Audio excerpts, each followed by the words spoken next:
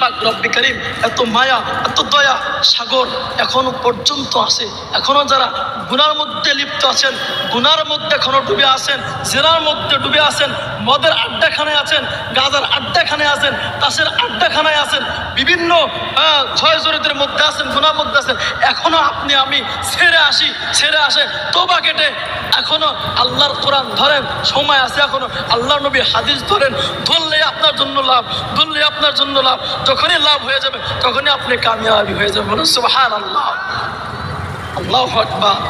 বন্ধুগণ, হাউজের কাউসারের পানি কথা মনে আছে?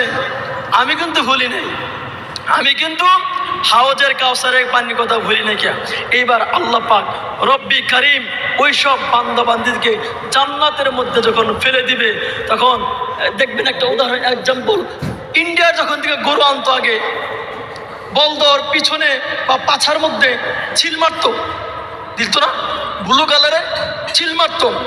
এই ব্লু কালারে যখন ছিল মারতো তখন বুঝতে পারতো এটা ইন্ডিয়ার থেকে, বলেন, ইন্ডিয়ার থেকে নিয়ে আসছে, ইন্ডিয়ার থেকে পাচার করছে, ইন্ডিয়ার